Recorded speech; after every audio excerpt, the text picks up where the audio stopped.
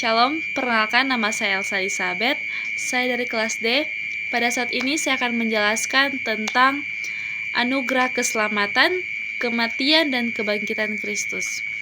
Nah, pernahkah kita berpikir mengapa kekristenan itu menekankan pada penyaliban dan kubur kosong? Apakah itu hanya sebuah sejarah? Pada video kali ini, saya akan mengajak teman-teman untuk mendalami bagaimana materi tentang anugerah dan keselamatan. Kita akan melihat bagaimana Kristus bukan hanya sebuah kekalahan, melainkan sebuah penebusan yang melunasi hutang dosa kita secara tuntas. Masuk di dalam konsep anugerah dan pembenaran. Ada anugerah.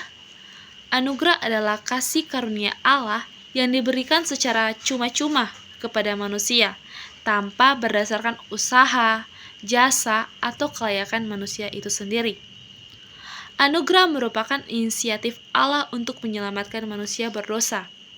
Bersifat tidak layak diterima, tidak dapat diperoleh melalui perbuatan baik atau hukum Taurat.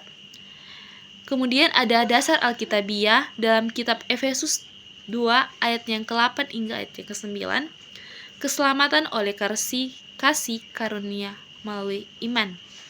Kemudian dalam Roma 3 ayat 24, dibenarkan dengan cuma-cuma oleh kasih karunia.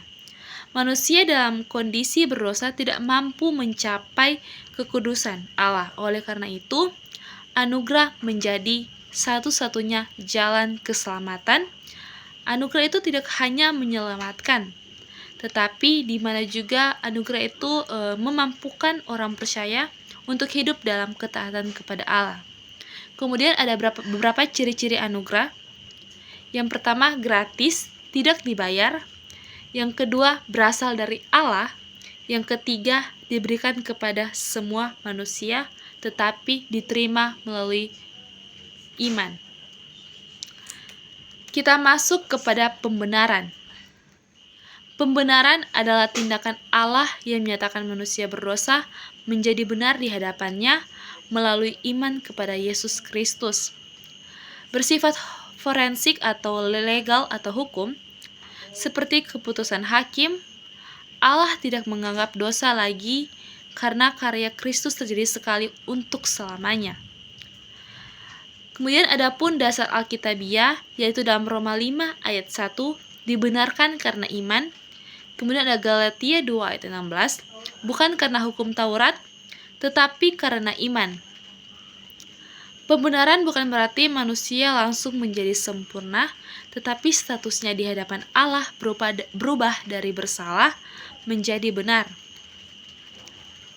Hal ini terjadi karena kebenaran Kristus diperhitungkan kepada orang percaya. Anugerah dan pembenaran tidak dapat dipisahkan karena anugerah adalah sumbernya, yaitu Allah memberikan keselamatan, dan pembenaran adalah hasilnya. Manusia dinyatakan benar, dengan kata lain, karena anugerah Allah, manusia dapat dibenarkan melalui iman kepada Kristus. Kemudian ada teologis keselamatan dalam Perjanjian Baru. Teologis keselamatan adalah ajaran tentang bagaimana Allah menyelamatkan manusia dari dosa, hukuman, dan kuasa maut melalui Yesus Kristus. Dalam Perjanjian Baru, keselamatan bukan hanya tentang masuk surga, tetapi bagaimana tentang pemulihan total hubungan manusia dengan Allah. Dan ada beberapa dasar keselamatan. Keselamatan dalam Perjanjian Baru berakar pada beberapa hal utama. Yang pertama, kasih Allah. Allah adalah sumber keselamatan. Ia mengasihi manusia dan berinisiatif menyelamatkan. Itu terdapat di dalam Yohanes 3 ayat 16. Kemudian ada anugerah, kasih karunia. Keselamatan adalah pemberian cuma-cuma, bukan hasil usaha manusia. Itu terdapat di Efesus 2 ayat 8 hingga ayat yang ke-9. Kemudian ada karya Yesus Kristus. Kematian Kristus itu menebus dosa manusia, kebangkitan Kristus untuk memberi kemenangan dan hidup baru. Kemudian ada iman manusia. Keselamatan diterima melalui iman kepada Yesus Kristus. Itu terdapat di Roma 10 ayatnya yang ke-9. Kemudian, keselamatan dalam perjanjian baru memiliki 3 dimensi waktu. Masa lalu, pembenaran atau manusia dibenarkan dan dibebaskan dari hukuman dosa. Kemudian ada masa kini, yaitu proses hidup kudus dan berubah menjadi serupa dengan Kristus. Kemudian ketiga ada masa depan, keselamatan sempurna saat manusia menerima hidup kekal. Kemudian kematian Yesus Kristus itu di kayu salib merupakan pusat dari Injil dan inti dan teologi perjanjian baru. Peristiwa ini bukan hanya sekedar kematian tragis seorang tokoh, tetapi merupakan tindakan penyelamatan Allah bagi manusia berdosa. Kemudian ada makna-makna teologis kematian Kristus. Yang pertama ada penebusan. Kematian Kristus dipahami sebagai tindakan menebus manusia dan perbudakan dosa. Kemudian ada pendamaian. Kematian Kristus itu memulihkan hubungan antara manusia dan Allah. Kemudian ada penggantian. Kristus mati menggantikan manusia berdosa. Kemudian ada penanggung hukuman. Kristus itu menanggung hukuman dosa manusia. Kemudian ada pengorbanan. Kristus adalah korban yang sempurna. Kemudian ada kemenangan. Kematian Kristus adalah kemenangan atas kuasa dosa, maut, dan iblis. Kemudian kita masuk dalam kebangkitan Kristus sebagai dasar dan pengharapan gereja. Kebangkitan Yesus Kristus merupakan inti dari iman Kristen. Tanpa kebangkitan, seluruh ajaran Kristen kehilangan makna dan dasar. Kebangkitan bukan hanya peristiwa rohani, tetapi juga peristiwa historis yang menjadi pusat pemberitaan gereja mula-mula. Kebangkitan Kristus merupakan dasar utama iman dan pengharapan gereja. Melalui kebangkitan, Allah menegaskan kemenangan atas dosa dan maut, serta memberikan jaminan hidup kekal bagi orang percaya. Tanpa kebangkitan, iman Kristen tidak memiliki dasar, tetapi dengan kebangkitan, gereja memiliki keyakinan, kekuatan, dan pengharapan yang pasti dalam menghadapi kehidupan dan masa depan.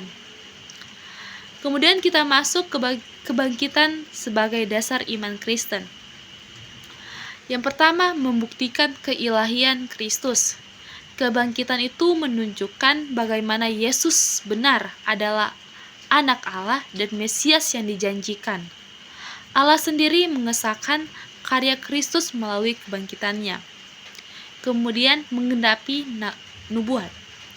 Kebangkitan adalah penggenapan janji Allah dalam perjanjian lama tentang Mesias yang akan menang atas maut. Kemudian ada inti Injil. Dalam pemberitaan para rasul, kebangkitan selalu menjadi pusat. Yesus mati, Yesus bangkit, Yesus hidup. Dasar iman yang hidup, iman Kristen bukan kepada tokoh yang mati, tetapi kepada Kristus yang hidup. Kemudian ada jaminan hidup kekal. Kebangkitan Kristus menjadi jaminan bahwa orang percaya juga akan dibangkitkan. Kemudian ada kemenangan atas maut. Maut tidak lagi menjadi akhir, tetapi pintu menuju kehidupan yang kekal. Kemudian ada pengharapan di tengah penderitaan. Gereja memiliki kekuatan untuk bertahan karena ada harapan masa depan. Kemudian awal ciptaan baru. Kebangkitan Kristus adalah tanda dimulainya kehidupan baru dalam Allah. Jadi, anugerah keselamatan, kematian, dan kebangkitan Kristus merupakan inti dari teologi perjanjian baru. Keselamatan berasal dari kasih karunia Allah, bukan dari usaha manusia, dan diterima melalui iman kepada Yesus Kristus. Melalui pembenaran, manusia yang berdosa dinyatakan benar di hadapan Allah. Kematian Kristus itu di kayu salib menjadi dasar penebusan dosa manusia.